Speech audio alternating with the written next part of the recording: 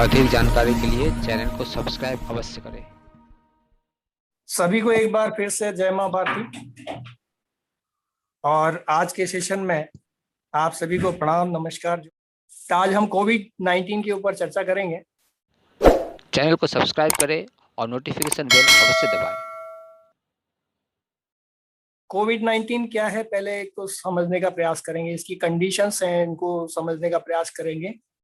क्या टेस्ट होते हैं, घर पे क्या इलाज होने चाहिए, इस पर हम चर्चा करेंगे। इसके लिए मुझे कुछ पीडीएफ आपको शेयर करना होगा। सबसे पहले आपको बता दूं कि कोविड एक आरएनए वायरस है, और आरएनए वायरस में जैसा कि आप स्क्रीन में देख रहे हैं, हमारे शरीर में क्या पाया जाता है, ये डीएनए। बिल्कुल सीरियस ना हो, एंजॉय के साथ में करें, हंसी खुशी के साथ में, है ना। तो डीएनए में हमारी सारी संरचनाएं छुपी रहती, जैसे कि हमारी हाथ में 5 उंगलियां हैं, हमारे 2 कान हो सकते हैं, 2 आंखें हो सकती हैं, एक नाक हो सकती है, किसी किसी 6 उंगलियां हो जाती हैं कभी कभार। ये सब डीएनए के अंदर ही विदित रहता है। और साथ में जब आपके बच्चे की शक्ल पड़ोसी से मिलती है तो भी इसी से जांच होती है। ठीक है, तो अब समझने का विषय यह है कि हमारे सामने वायरस जो है आरएनए, तो हमारे पास में जांच करने की जो पद्धतियां हैं वो सारी डीएनए से होती है। अब हमारे सामने जो वायरस आता है, समस्या आती है जांच की, कैसे पता पड़े कि हमें। तो आरएनए आरएनए में सिंगल हेलिक्स है, ये आप देख रहे हैं ना, एक बिल्कुल सिंगल तार जैसा दिखता है। डीएनए में ये डबल दिखता है। ये डबल के अंदर बीच में ये सारा आप स्क्रीन पे देख पा रहे हैं सभी लोग अपना, बीच में ये हेलिक्स है, नंबर 1 और 2, ये दोनों तरफ से देख रहे हैं। एक ब्रैकेट सा दिख रहा है जुड़ा हुआ, ऐसा तार 2 जुड़े हुए हैं और बीच बीच में कुछ लाइनें दिख रही हैं, तो ये डीएनए है। और ये कोविड का शक्ल ऊपर देख पा रहे हैं, इसमें सिंगल हेलिक्स है। सिंगल हेलिक्स, तो अब अपन पहले ये समझते हैं सिंगल हेलिक्स कैसा होता है। ये तो डीएनए हमने देखा, ये हमारे शरीर में, और ये है आरएनए। अब क्या किया जाता है, इसको फटाफट मैं बता दूं टेस्ट करने के लिए, आरटीपीसीआर जिसको टेस्ट बोलते हैं हम लोग, इससे हमको पता लगता है कि ये हमारे पॉजिटिव नेगेटिव क्या कंडीशन है, कैसे होता है। तो जल्दी से फटाफट समझने का प्रयास करते हैं, और इसको इन दोनों को मिलाकर के हमको क्या बनाना है, आरएनए। तो विज्ञान वाले जो लैब वाले क्या करते हैं, ये जो हमारा थूक होता है मुंह के अंदर से, या हमारे जो भी कफ आता है, जो भी नाक में जो कुछ भी, इसमें से कुछ सेल्स लेकर के वो क्या करते हैं, इसका मैचिंग इस आरएनए से कराते हैं। इस आरएनए को डबल हेलिक्स बना करके, 2 आरएनए को जोड़ करके ऐसा डबल हेलिक्स बना दिया जाता है, एक इधर और इधर। तो जब ये ऐसा डीएनए जैसा बन जाता है, तब इसकी जांच होती है। अपन अगले स्लाइड में देखते हैं इसको। आरटीपीसीआर जो टेस्ट होता है, ये इस प्रकार से आरटीपीसीआर, यानी रिवर्स ट्रांसक्रिप्शन पॉलीमेराज चेन। तो ये जो चेन बन रही है, इसका ही हमको टेस्ट करना होता है। जैसे हम अब ये डीएनए से जब इसको आरएनए में कन्वर्ट करते हैं तो ये ट्रांसक्रिप्शन कहलाता है, और वापस से जब ये आरएनए को 2 आरएनए को मिला के डीएनए में कन्वर्ट करते हैं तो ये रिवर्स ट्रांसक्रिप्शन कहलाता है। करेक्ट, ये है आपका एक सैद्धांतिक चित्रण। अब क्या होता है कि हमें क्या होता है, फटाफट हमें ये देखना है ये कोविड बन कैसे रहा है।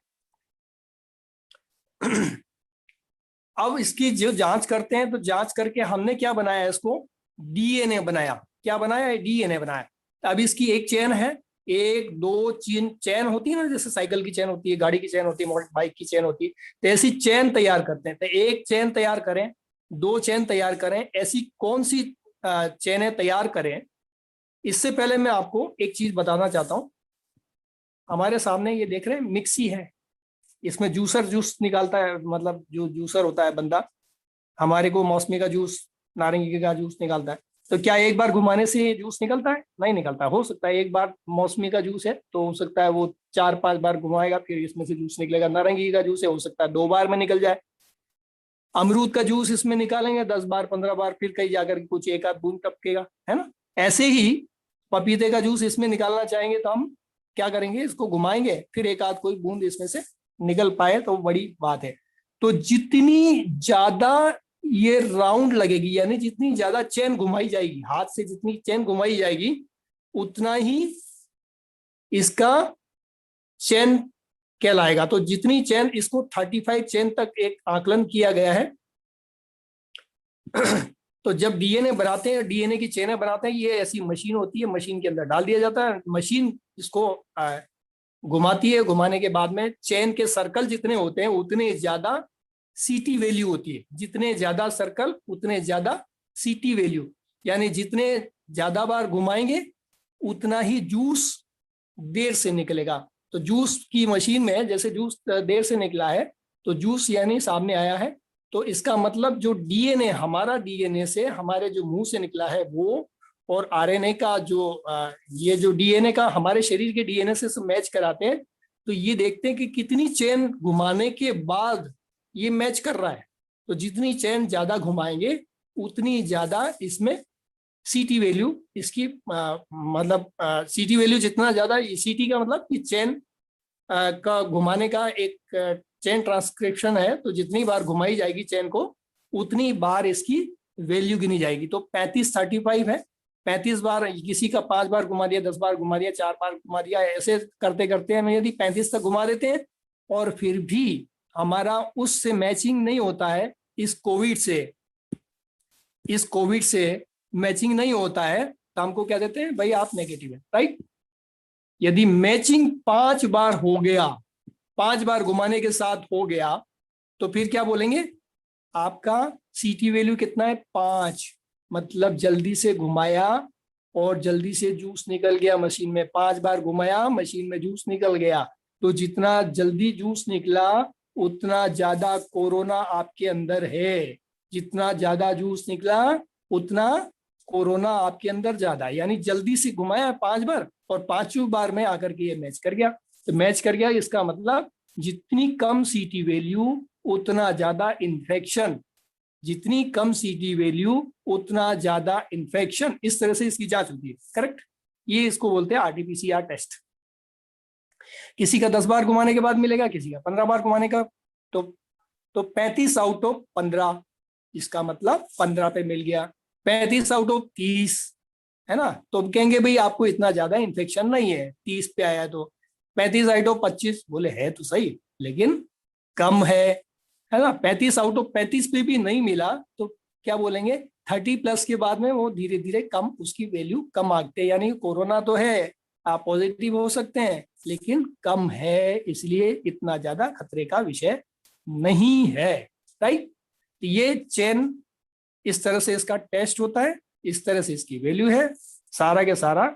इसके अलावा भी इसके आरटीपीसीआर के बाद में ये आपका अलग अलग प्रकार के टेस्ट पाए जाते हैं। ये सी रिएक्शन प्रोटीन का भी टेस्ट होता है। और ये जो कोरोना है, ये कोरोना एक प्रोटीन है, प्रोटीन का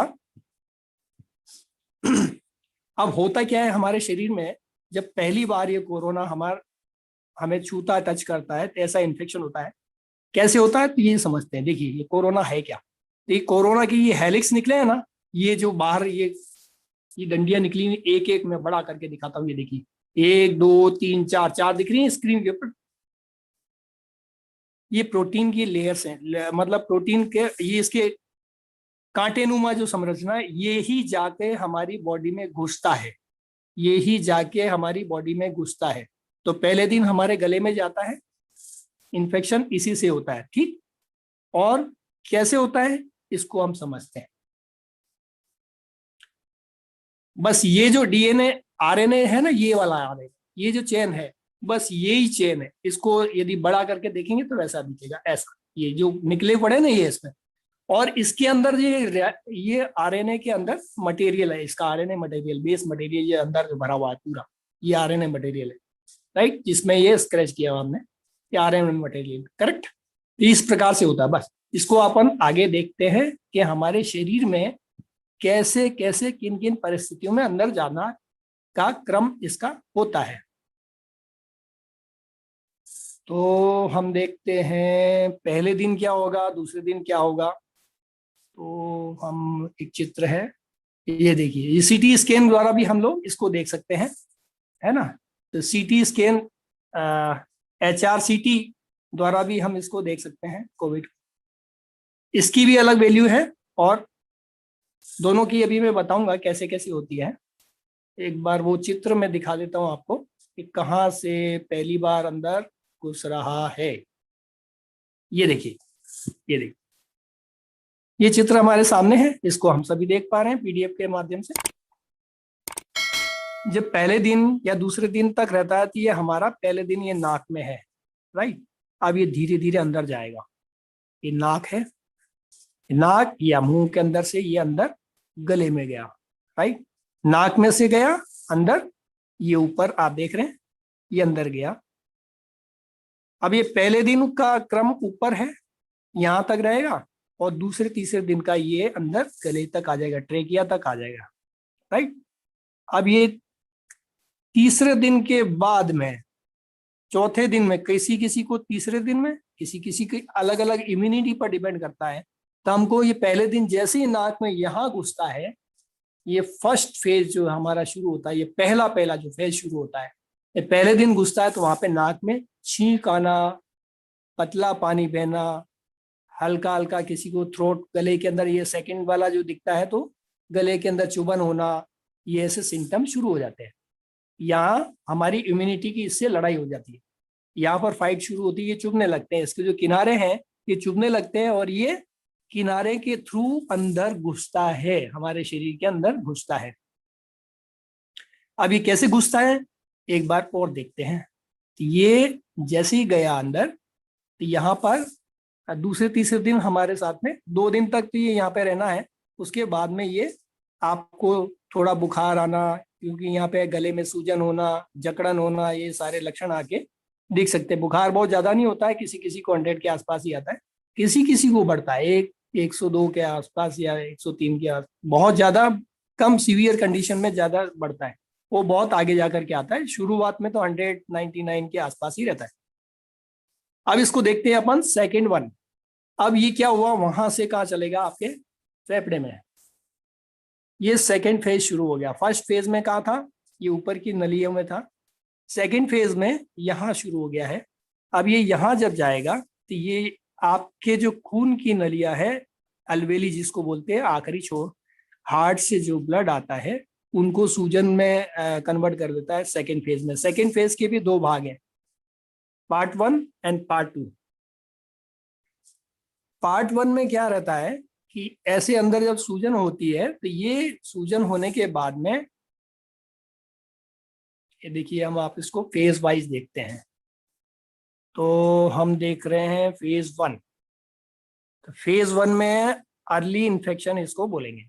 तो ये फेज 1 जो है अर्ली इन्फेक्शन में यहां तक गया, राइट। उसके बाद फेज सेकेंड शुरू हो जाता है, इसको पल्मोनरी फेज बोलते हैं, यानी आपके फेफड़ों के अंदर, लंग्स में जाकर के इसका अटैक शुरू हो जाता है। फिर ये थर्ड फेज बाद में देखेंगे अपन, पहले एक बार फर्स्ट और सेकंड फेज को समझने का प्रयास करते हैं। सेकंड फेज में हम देख रहे हैं कि फर्स्ट में तो ये था, हमारे गले तक था, और सेकंड फेज में जो हमने चित्र देखा था, हमारे फेफड़ों के अंदर प्रवेश कर गया था। अब ये सेकंड फेज में second A and second B, ये आपको 5वें दिन शुरू होने वाला है। चौथे 5वें दिन ये आपके उसमें फेफड़ों में सूजन हो जा रही है, सूजन हो जाने के साथ में हल्का बुखार। ये फर्स्ट फेज ए, मतलब सेकेंड फेज का ए पार्ट है, उसमें हल्की सूजन देखने को मिलेगी। लंग्स में कभी कभी पानी भरने को कंडीशन देखने को मिलता है। और जब यही सेकेंड फेज का बी पार्ट शुरू हो जाता तो यहाँ पर ऑक्सीजन गिरने लगती है, यहीं पर ऑक्सीजन गिरने लगती है। ऑक्सीजन का प्रमाण कितना रहना चाहिए एक स्वस्थ व्यक्ति में, कम से कम 94-94% ऑक्सीजन होना चाहिए। इसको किससे नापते हैं, ऑक्सीमीटर से। ऑक्सीमीटर यानी इसको ऑक्सीमीटर में उंगली पर लगाते हैं, जो सबसे ज्यादा काम कर रही होती है उंगली, जैसे सीधे हाथ की पहली दूसरी उंगलियां ज्यादा काम करती है, तो हम उसी उंगली पे लगाएंगे।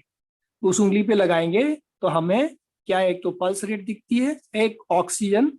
तो हम घर पे, बाजार में ना जाकर के ये ऑक्सीमीटर हम परचेज करके घर पे लाके हम थर्ड फेज या सेकेंड फेज में पार्ट ए को डिटेक्ट कर सकते हैं। ए में हमारी ऑक्सीजन नहीं गिरेगी, ये लंग्स में पानी भरने का काम करेगा। कैसे करेगा, एक मिनट में दिखाता हूँ, उसका भी फोटो कहीं है तो ये देखिए। ये अब यहाँ पर क्या हो रहा है, ये लंग्स है, लंग्स में इंफेक्शन हुआ है ये, और ये जो कार्टिलेज से बनी हुई हड्डियों सी सर्किल में बना है, ये जब डैमेज हो रहा है, ये जो पार्ट देख रहे हैं ना अपन, एकदम नली का ऊपर वाला भाग, ये किससे बन रहा है, फास्फोरस से बन रहा है। फास्फोरस बॉडी में कैसे आता है, गुड़ के अंदर भरपूर है, इसलिए गुड़ का पानी, काली मिर्च और तुलसी का काढ़ा हम इस जगह दे सकते हैं, क्योंकि इसको रिपेयर करना है। जब पहले दिन कहा जा रहा है इसी नली को पकड़ रहा है ना, इसको डैमेज कर रहा है, हमें तो इसकी उम्र पूरी करनी है कैसे भी करके, इसका टाइम सर्कल बढ़ाना है। तो इधर ये डैमेज करता जा रहा है और इधर इनको हमको रोकना है डैमेज करने से, रिपेयरमेंट का भी काम साथ में शुरू रखना है। तो इसका टाइम पीरियड ये निकल गया तो फिर ये आपका कुछ नहीं बिगाड़ने वाला। एक इसकी उम्र होती है हर आदमी की, जैसे हमारी के एक के साल 100 साल की उम्र है किसी व्यक्ति की, तो वो 100 साल पूरी करने के बाद में टाटा बाय बाय होना है, एक्सपायरी डेट आनी है। तो ये वाली जो है इसकी भी एक उम्र है, ये उम्र को हम धीरे धीरे करके पास आउट करना होता है, कैसे न कैसे करके इस फेज को निकालना होता है।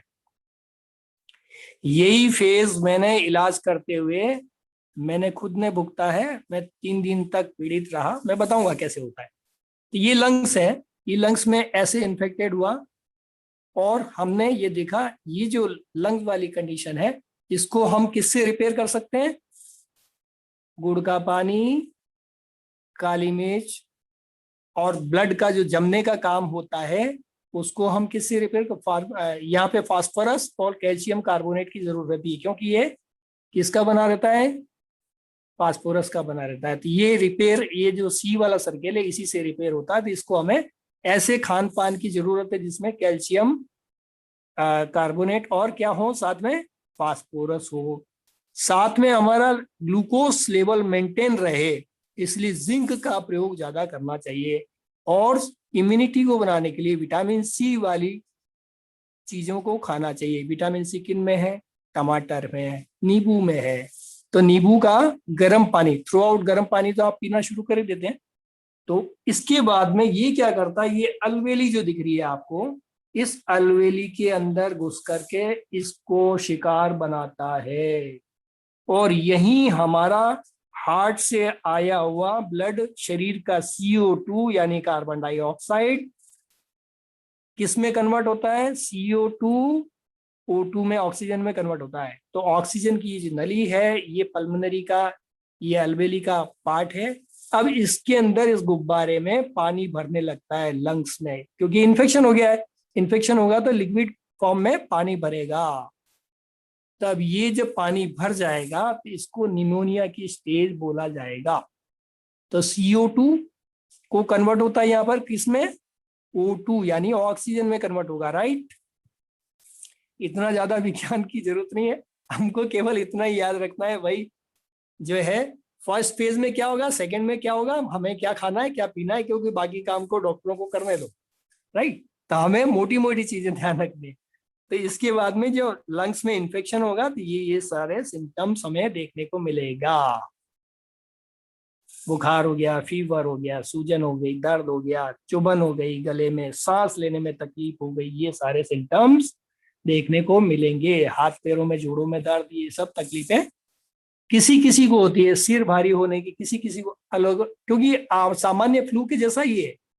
ये देखिए, तो इसको जब हम देखते हैं तो इसको इस तरह से समझें तो हम ये इसको क्या बोलेंगे, ARDS, एक्यूट रेस्पिरेटरी डिस्ट्रेस सिंड्रोमा। तो इस तरह से हम इसको बोलते हैं ARDS। ARDS का मतलब, ये मैंने आपको बताया सेकंड फेज में होने वाली चीज है। यहां जब ऑक्सीजन जहां ट्रांसफर होनी चाहिए वहां पर नहीं हो पा रही है, CO2 बढ़ रही है। इस बीच में आपको एसिडिक यानी आपका बॉडी का पीएच लेवल गिरने लगता है, एसिडिक होने लगता है। ऑलरेडी एसिडिक बॉडी होती है तभी आपको कोरोना अटैक करता है। आपका पीएच वैल्यू यदि अच्छा है, 7.4 के पास में है, आपका बॉडी का मेंटेन रहता है, तो आपको कोरोना अटैक कर नहीं सकता। चाहे तो आप उसके साथ में खेल सकते हैं, ऐसे पेशेंट के साथ रह सकते हैं, कोई दिक्कत नहीं, लेकिन बचने की जरूरत है। ये मत सोचिए कि इन्होंने बता दिया है नो टेंशन, क्या है अपना तो पीएच अच्छा है, नहीं, ऐसा नहीं है। फिर भी ये आपको अटैक तो करेगा ही। तो समझना ये है बचाव कहाँ कहाँ है। चैनल को सब्सक्राइब करें और नोटिफिकेशन बेल अवश्य दबाएं। बचाव यहाँ पर है। तो पहले हमारे जो 3-4 दिन है RT-PCR में भी ये जो सेकेंड फेज आता है यहीं से पता पड़ता है। स्कैन जो HRCT जो बोलते हैं, जिसको जो टेस्ट होता है यहीं से पता लगता है, ये सेकेंड A वाला फेज। इससे पहले कोई सिम्टम्स को हम जांचना बड़ा मुश्किल है, क्योंकि जब सामने आ जाती है सारी चीज तभी इसी स्थिति में आता है। और जो B फेज आता है, सेकेंड फेज का B जो है, सेकेंड B आता है, तो ये जो सेकेंड B आएगा यही ऑक्सीजन की जरूरत पड़ती है। हमारा ऑक्सीजन 97 मेंटेन रखना जरूरी है, 94 रखना जरूरी। ऐसी कंडीशन में पेशेंट को क्या किया जाए? ऐसी कंडीशन में पेशेंट को उल्टा लेटा सकते हैं। उल्टा लेटाने से क्या होगा? हार्ट का हमारा जो वजन लंग्स के ऊपर पड़ता है। एक देखता हूँ, शायद इसमें चित्र डाला होगा तो मैं बता देता हूँ। हार्ट और लंग्स का जो वेट,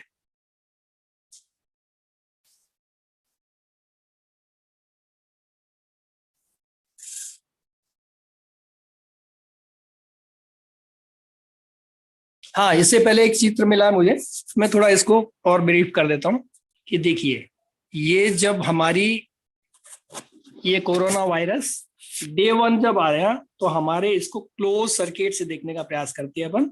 ये क्या करेगा, यहाँ आएगा और इसमें छेद करने का प्रयास करेगा, क्योंकि ये तो तीखा है ना, ये प्रोटीन का लेयर है। अब यहाँ से इसको टच करेगा, इसकी जो गुंडियां हैं बस ये टूट जाए तो ये अपाइजे कुछ नहीं कर सकता ना, केवल इससे छेद करके अंदर जाने का प्रयास करता है। फिर कैसे जाता है, ये इस तरह से चित्र में देखते हैं। ये जैसे इसको गुंडी को क्रॉस किया, इसने इसको टच किया, हमारी बॉडी को अंदर गया, और अंदर जाते ही इसने क्या किया, रेप्लिकेशन शुरू कर दिया। यानी RNA की हमारी जो माइटोकॉन्ड्रिया है उसके साथ में मिल करके इसकी फोटो को भी छापना शुरू कर देता है। हमारी बॉडी को ही कहता है, आदेश करता है कि इसकी फोटो कॉपी छापो। हम लोग, क्योंकि हम लोग इसको पहचानते नहीं है, ये फोटो कॉपी इसकी छापने लगते हैं और इसी के वायरस हमारे शरीर में भर जाते हैं। ये एक गया अंदर और ऐसे और भी इस तरह से ये भर जाता है बॉडी के अंदर।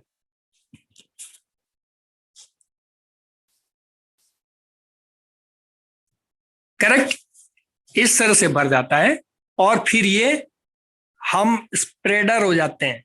स्प्रेडर फिर क्या होता है, ये अंदर हमारे भर चुका है तो इसके आसपास इसके बच्चों को हम छोड़ते रहते हैं मारने के लिए बाकी लोगों को, तो स्प्रेडर हो जाते हैं।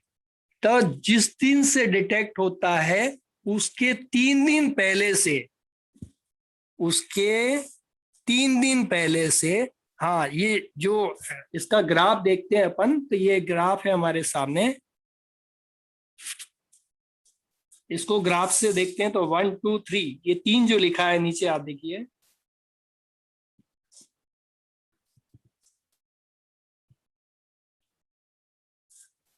तो 3 दिन बाद इसके सिम्टम्स देखने को मिलते हैं, इससे पहले नहीं मिलते, राइट। तो 3 दिन में ये कितना परसेंटेज हमारे कवर कर लेता है, 20% से ऊपर, 20 से ग्राफ को ऊपर ले जाता है। 5वें दिन यानी 5.2 डेज, यानी 5वां का दूसरा प्रहर, जो जिस दिन के लगा है हमारे वायरस, उसके दूसरे प्रहर से, मतलब सेकेंड हाफ से, ये हमारे उसमें बड़ा भयंकर रूप ले लेता है।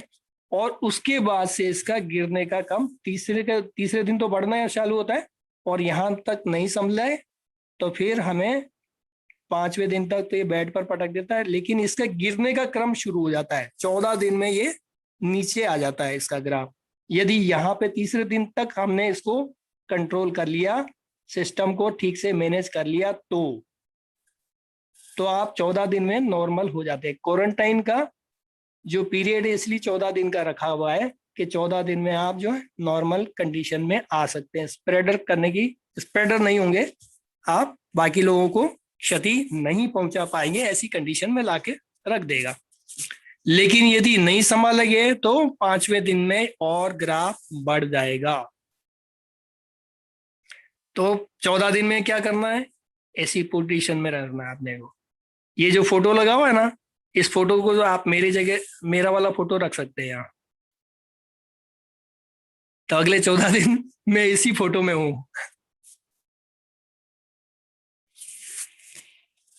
क्योंकि मैं कोरोना वार्ड में काम कर रहा था, राइट। तो इसीलिए मुझे इसी पोजीशन में रहना है।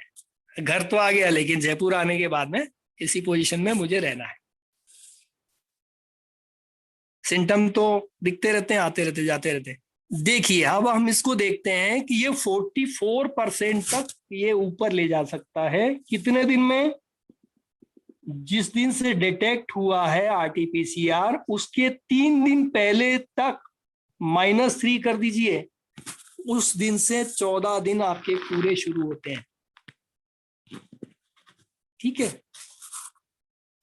और 7वें 8वें दिन तक ये धीरे धीरे गिरना ग्राफ शुरू हो जाता है, लेकिन जो है यहीं से आपका क्रम जो है चलता है। इस तरह से इसका अलग अलग एनालिसिस लोग करते हैं, अलग अलग व्यक्तियों में अलग अलग कंडीशन देखने को मिल सकती है। इसकी टाइमलाइन कुछ इस तरह से दिखती है।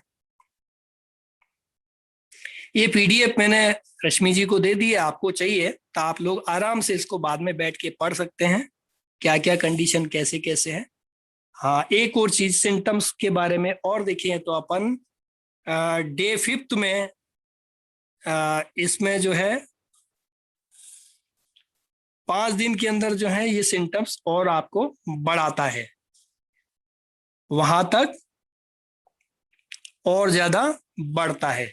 उसके बाद में ये यदि कंट्रोल हमने ठीक से किया तो वो धीरे धीरे ग्राफ इसका डाउन होने लगता है। यदि कोई केस बिगड़ जाता है तो क्या कंडीशन आएगी, फिर अपन देखते हैं ये इस ग्राफ को। तो डे 0 से 1, 2, 3, तीसरे दिन आरटीपीसीआर में आ जाएगा, डिक्लेयर हो गया। स्कैन कब होगा, एचआरसीटी कब कराएं, तो चौथे 5वें दिन ही हमें होगा। हॉस्पिटल एडमिशन कब, 6ठे दिन, ठीक है। ये इस ग्राफ को मैंने पूरा आपके लिए तैयार करके रखा है। इस तरह से इसका ग्राफ बनता है, सिस्टम बनता है। तो हमें हमारे पास जो काम करने के लिए क्या मिलता है, अगले 1 से लेके 5 दिन तक हमें समय मिलता है, इससे ज्यादा ये समय देता ही नहीं है। उसके बाद तो आईसीयू एडमिशन और बाकी कंडीशन फिर तो टाटा। 8 दिन के बाद में संभालना मुश्किल हो जाता है, क्योंकि दवाएं इतनी होती नहीं है हमारे पास में, है नहीं, तो इसलिए कंट्रोल करना इसका मुश्किल है। आप इसको बाद में पीडीएफ लेकर के आप देख सकते हैं ये पूरा, क्योंकि ये समय अभी हमारे पास में ग्रुप में रहता है और भी चीजें रहती है बताने की, तो मैं सोच रहा हूँ कि कम समय में ज्यादा से ज्यादा चीजें आपको बता दी जाए। कैसे ये टाइमलाइंस भी बना के रखी हैं, इस ग्राफ को आप देख सकते हैं। ऐसा भी नहीं हो कि कुछ छूट भी जाए, है ना, तो छूट भी ना जाए और सारी चीज पूरी भी हो जाए, इसको हम प्रायोरिटी दे रहे हैं। तो 5वें 6ठे दिन जो है हम एचआरसीटी कराने से हमें पता लग जाएगा कि कितना परसेंटेज है। तो ये इस तरह से क्रम चलता है। अब पहले दिन की बात करते हैं अपन, ठीक है। पहले दिन में क्या करना, पहले दिन में क्या करना, आपको जैसे ही पहला सिम्टम्स आया, जरूरी नहीं कि वो कोरोना वायरस का ही हो, जरूरी नहीं, फिर से मैं बोल रहा हूं आपको, जरूरी नहीं कि वो सिम्टम्स कोरोना वायरस का ही हो। या जरूरी नहीं है कि वो किसी फ्लू का हो या अन्य किसी, क्योंकि सभी के सिम्टम लगभग लगभग सेम ही रहते हैं। कोई भी बुखार है तो उसका सिम्टम्स लगभग लगभग समान नजर आता है ना। कोई किसी को नाक में जलन होना, नाक में दिक्कतें आना, तो जिस दिन से पहले ही दिन से यदि आपको तकलीफ आने लगे तो क्या करें, आपके पास रसोई बहुत अच्छा दवा खाना है। रसोई से बढ़ के दवा खाना दुनिया में किसी हॉस्पिटल में नहीं है। और आपके पास एक सरसों का तेल नामक चीज है, बस होना चाहिए कच्ची घानी का असली वाला, कोल्ड प्रेस जिसको बोलते हैं, या वर्जिन ऑयल अमेरिका में बोला जाता है। तो ये जो ऑयल है, इसको क्या करना, बचने के लिए पहला, अभी जो हम काम कर रहे हैं, क्योंकि हम काम तो करना है, घर में तो बैठना नहीं है, अब करने के लिए क्या है हमारे पास, जब भी कोई पहला सिम्टम्स आएगा तो 1 चम्मच क्या लेना, सरसों का तेल, इसमें 1 चुटकी नमक, उसी को नाक में लगा करके आप अच्छे से नाक में 3 से 4 बूंदे डाल लो और लेट जाइए। और उसमें जैसे ही थोड़ा थोड़ा तेल गले में आने लगेगा, वो थोड़ा सा चुभन करेगा, चुभने दीजिए। वो ही कोरोना वायरस का शत्रु है। उसके चेन को, इसकी जो गुंडी जो हमने देखा था ना, इसके जो किनारे थे, इसके किनारे मैं दिखाता हूँ, इसके किनारे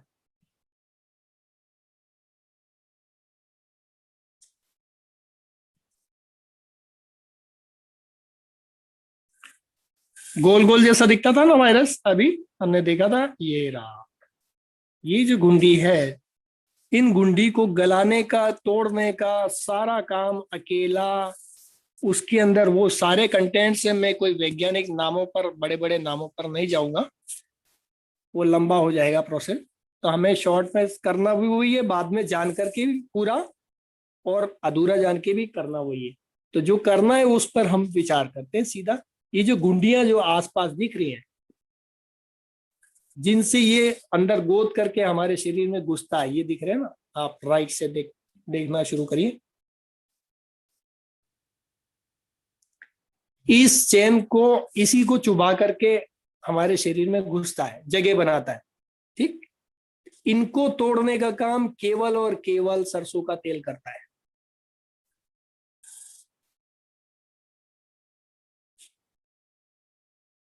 तो सरसों का तेल जो है आप इस्तेमाल करिए, और सरसों का तेल जब आप इस्तेमाल करेंगे तो ये गंजा हो जाएगा। गंजे के बाद में ये गोल गोल भले कहीं भी घूमता रहे, हमें कोई फर्क तो पड़ता नहीं है। बाकी तो हमारी इम्यूनिटी इसको निपटा देगी। हमारी इम्यूनिटी के खतरा के लिए सबसे बड़ा यही है कि जो इसके चारों तरफ चक्र जैसा बना हुआ है, यही खतरा है। इसको तोड़ देने से सारी चीजें टूट जाती हैं, ये खेल खत्म हो जाता है। तो बचाव के लिए क्या करिए, नाक को अच्छे से सरसों के तेल में भर के रखिए। मैं जब जाता था कहीं कोरोना पेशेंट के पास में, तो सब लोग डरते थे, स्टाफ के, बाकी डॉक्टर्स भी डरते थे, कमरे में नहीं जाते थे। मैंने हाथ से उनको थेरेपी दी है, और उनको अपने हाथ से खाना तक खिलाया। उनके परिवार वालों को भी जाने की अलाउ नहीं थी। ऐसी कंडीशन में हमने वहां बैठ करके उनके साथ में सारे काम किए जो एक परिवार के सदस्यों के साथ करते हैं।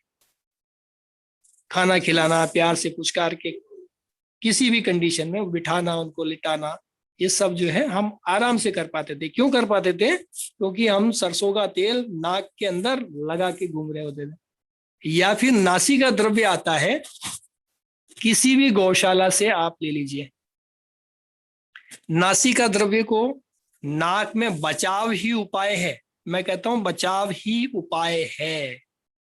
तो नासी का द्रव्य में गाय का घी होता है, उसमें वो चिपक जाता है तो वो रुक जाता है बाहर ही। तो आप दिन में 2-3 बार उसको नाक में लगाएं। फिर नाक में कुछ आपको जमा होने लगे तो आप पानी चढ़ा करके गर्म, और नाक को फिर साफ कर दें, फिर लगा लें, फिर साफ कर दें, फिर लगा लें। ऐसे दिन में 2-3 बार लगाते रहिए तो आपका बचाव हो जाएगा। हम भी यही करते हैं।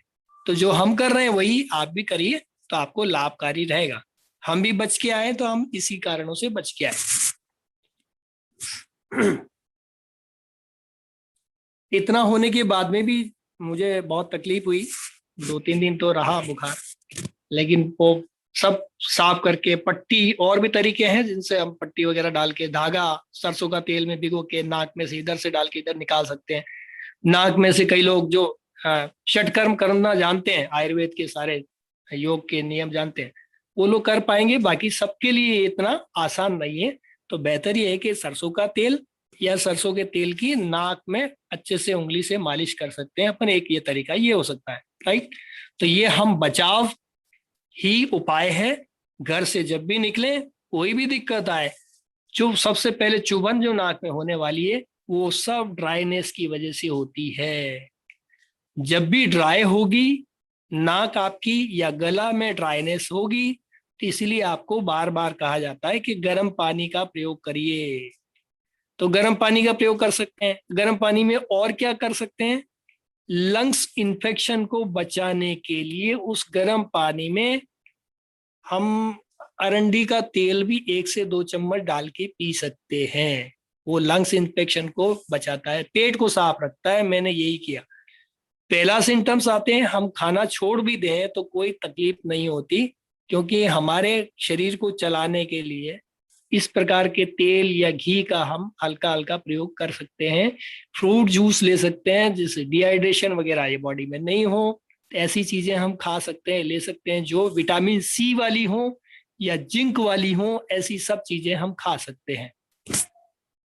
तो खान पान में हमारे पास रसोई में सारी चीजें हैं। और एक और तरीका हो सकता है, यदि आपको लग रहा है कि फिर भी कोई दिक्कत आ गई है, तो आप सीधे तौर पे गले में चुभन हो रही है, तकलीफ हो रही, तो सीधा हल्दी की 1/4 चम्मच नाक को बंद करके गले में सीधा छोड़ दीजिए और थोड़ी देर सांस रोक लीजिए। वो हल्दी गीले होने तक, नहीं तो वो खांसी आ जाएगी ना, गीले होने तक हल्दी को गले में रहने दीजिए, और फिर वो गीला होते ही वो चिपक जाएगा, वहां के इन्फेक्शन को वो हटा देगा। Anti inflammatory, antivirus, anti infection सब कुछ है एंटी, तो हल्दी में सब कुछ है। तो हल्दी से हम इस तरह से प्रयोग में लाके उससे बचत कर सकते हैं। तो डे 1 में हमें क्या करना है, डे 1 में हमारा पहला काम हुआ गर्म पानी का प्रयोग। पेट साफ रखना है, कॉन्स्टिपेशन नहीं होगा तो सारी चीजें ठीक रहेंगी। क्या करना उसमें, उसमें हम जो अरंडी का तेल आता है उसको हम प्रयोग कर सकते हैं। कैस्टर ऑयल को 1-1 चम्मच सुबह शाम ले सकते हैं। कफ पित्त वात 3 प्रकृति होती है आयुर्वेद के अनुसार, ज्यादातर पित्त प्रकृति वाले को ही ये पकड़ रहा है, ऐसा हमको अभी तक मेरे पास जो रिकॉर्ड और सारे सिस्टम चेक करने के बाद में मुझे जो समझ में आता है वो ये है। बाकी ऐसा नहीं कि सबको सुरक्षित छोड़ के रहा है, तो सब भी सुरक्षित नहीं है। तो सुरक्षित रहने के लिए तरीके आपको आजमाने ही पड़ेंगे। तो गले में इन्फेक्शन से बचने के लिए सरसों का तेल या नासी का द्रव्य सुबह शाम दिन में 3 से 4 बार डालें, और उसको नाक को साफ करते रहें, गर्म पानी पीते रहें ताकि गला साफ रहेगा। गले में चिकनाई बनी रहे इसलिए थोड़ा ज्यादा बूंदे डाल दें लेटते समय, और वो जब गले में आएगी तो उसको आप थूक दीजिए, ताकि गले में भी उसका रिपेयरमेंट और चिकनाई लगती रहेगी। सरसों का तेल या फिर नासी का द्रव्य, ये दोनों ही काम वही करेंगे, लेकिन सरसों का तेल इसकी गुंडियों को तोड़ देगा, नासी का द्रव्य क्या करेगा, इसको घुसने ही नहीं देगा अंदर।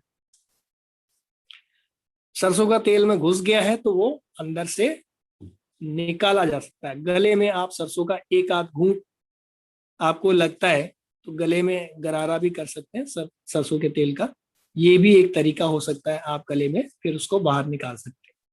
इससे गले की खुश्की जो है आपकी, क्योंकि ये खुश्की में ही चिपकेगा, जब तेल लगा रहेगा तो वहां से फिसल जाएगा, फिसल जाएगा तो कहाँ चला जाएगा, पेट में चला जाएगा। पेट में तो इसका जितना पीएच लेवल है उससे ज्यादा पीएच लेवल तो आपके पेट के अंदर स्टमक में 2 से 1.5 से 4 पीएच लेवल का तो एसिड है, HCl हाइड्रोक्लोरिक एसिड, वो इसको जला डालेगा। तो पेट में तो इसका कुछ हो नहीं सकता है। तो इसलिए पेट में जाए तो कोई दिक्कत नहीं, लेकिन नाक में जाएगा तो दिक्कत है। पेट में तो इसका कुछ होने वाला नहीं। समस्याएं तभी आती हैं जब हम ये सारे उपचार या दकियानुसी बातें समझ के हम भूल जाते हैं। तो हमें इन चीजों को मेंटेन करके रखना है। हाइजीनिक या पैनिक होने की कोई आवश्यकता नहीं है। पीएच लेवल को मेंटेन रखना है। हरी सब्जियां ज्यादा से ज्यादा प्रयोग करनी है ताकि पेट साफ रहे। विटामिन सी वाली चीजें आप, या हाई पीएच लेवल की चीजें आप प्रयोग करें। नेट पे जाएंगे तो आपको पीएच लेवल की, हाई पीएच लेवल की चीजें आपको मिल जाएंगी। लिस्ट इंटरनेट पे आजकल सब चीजें मिल जाती हैं। तो वो हाई पीएच की चीजों का आप प्रयोग करें। कम से कम खाने का प्रयोग करें, खाने से ज्यादा। और गर्मी के दिन है, वैसे भी पेट भारी ना हो, इतना ही खाएं। हैवी ज्यादा फूड लेंगे तो आपको कोई ज्यादा फायदा नहीं होता, शरीर का वजन ही बढ़ता है। तो आप स्लिम ट्रिम भी रहेंगे और एसिडिटी नहीं होगी। एसिड बॉडी में बढ़ेगा तो ये सारी चीजें बढ़ेंगी। पीएच लेवल भी बढ़ेगा तो भी ये सारी चीजें बढ़ेंगी। तो गर्म पानी का प्रयोग करें। तेल का नाक में और गले में गरारा कर सकते हैं। ये सारी चीजें आप कर सकते हैं। इसके बाद मान लो इसके बाद भी ये बच के अंदर चला गया गले में, फर्स्ट फेज जो मैंने बताया था इसको क्रॉस कर गया, सेकंड फेज में आ जाते हैं, आपके गले में सांस लेने में दिक्कत हो रही है, लंग्स में भर गया, तो आपको क्या करना है? लंग्स में मसाज करनी है। किसकी मसाज करनी है? यही सरसों के तेल पे। और ये जो 1 चम्मच सरसों का तेल ले लीजिए, और दूसरा तेल जो है आपको, ये क्या बोलते हैं इसको, अरंडी का तेल जिसको कैस्टर ऑयल बोलते हैं, 1 चम्मच वो ले लीजिए। अब इसमें 1 से 2 चुटकी नमक मिला लीजिए और अच्छे से फेंट करके इस तेल का मसाज पूरे चेस्ट पे कर लीजिए। आपको आराम से सांस आना लग जाएगा। अंदर का जो है लंग्स इन्फेक्शन को ये तोड़ के रख सकता है। अंदर जैसे जैसे ऑयल जाता जाएगा बॉडी में, जितनी ज्यादा मसाज करेंगे आगे पीछे सब तरफ, तो सांस लेने में दिक्कत नहीं होगी। सांस में आपकी ऑक्सीजन भी मेंटेन रहेगी। ये आपके पास तरीका हो सकता है। तो आप पीछे के और आगे उल्टा लेटेंगे तो आपको सांस लेने में दिक्कत नहीं होगी। करवट बदल लेंगे क्योंकि हार्ट का वजन आपके लंग्स, कमजोर जो लंग्स होते हैं उनके ऊपर नहीं पड़ेगा। 300 ग्राम वजन बहुत होता है। हार्ट का जो वजन होता है 300 ग्राम से भी ज्यादा रहता है, 300 ग्राम के आसपास का वजन है।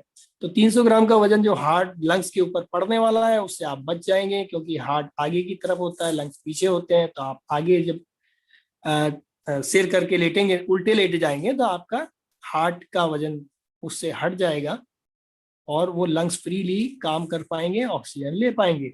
तो ये इस तरह से एक बचाव तरीका ये। भुजंगासन में आप क्या कर सकते हैं? ऊपर की तरफ उठना है, सांस भरते हुए धीरे धीरे, सांस छोड़ते हुए नीचे, वापस सांस भरते हुए ऊपर, सांस भरते हुए नीचे। ये प्रक्रिया करके आप सांस की कैपेसिटी या लंग्स की कैपेसिटी बढ़ा सकते हैं। यदि आपको ये सब लगता है कि अब मेरे को ये सब होने ही वाला है, तो पहले से ही लंग्स को ताकतवर या मजबूत बनाने की ये एक्सरसाइज कर सकते हैं। दूसरा क्या कर सकते हैं? अनुलोम विलोम प्राणायाम कर सकते हैं। कम बोलना, ज्यादा खांसी वासी नहीं लेना, हमेशा लंबी सांस भरना, लंबी सांस छोड़ना, ये लाभकारी हो सकता है। लंबी सांस भरना और छोड़ना लाभकारी होगा। बोलना नहीं, कम, अपनी एनर्जी को बचा के रखना, सांस को लंबा खींचना और धीरे धीरे छोड़ना, धीरे धीरे खींचना। इससे ऑक्सीजन का लेवल मेंटेन रहता है। छोटी सांस आपका ऑक्सीजन का लेवल गिरा सकती है, तो छोटी सांस के बजाय बड़ी सांस आप लीजिए, तो वो आपको लाभकारी हो सकती है। और इसके अलावा क्या कर सकते हैं? खाने पीने का मैं आपको बता चुका। पीएच लेवल का जो मेंटेन रखें आप। और मसाज के लिए आप ये कर सकते हैं।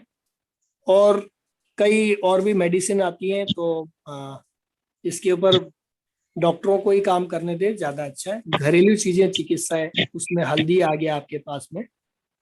मुख्य दवा है बुखार की, किसी भी बुखार की दवा आपकी तुलसी और काली मिर्च, ये ही है। बाकी सब कॉम्प्लीमेंट्री या सपोर्टिंग मेडिसिन होते हैं किसी भी बुखार में। केवल और केवल 2 ही मुख्य दवाएं काम करती है, जो काली मिर्च और तुलसी। आप इनको घिसे अच्छे से खूब घोटें, इसका काढ़ा बना करके पी सकते हैं जब जब आपको इन्फेक्शन हो तब। अभी से नहीं, अभी से करने लगेंगे तो किसी को नाक में, क्योंकि गर्मी के दिन है ये सब चीजें गर्म होती हैं, बचने की आवश्यकता है। बेहतर यह है कि आप मौसमी का जूस पीते रहें, स्टेमिना बना रहेगा। ठंडी चीजों को काम में लेने से बचें। एसी, पंखा, कूलर, इन तीनों से कोशिश करें कि आप बचें।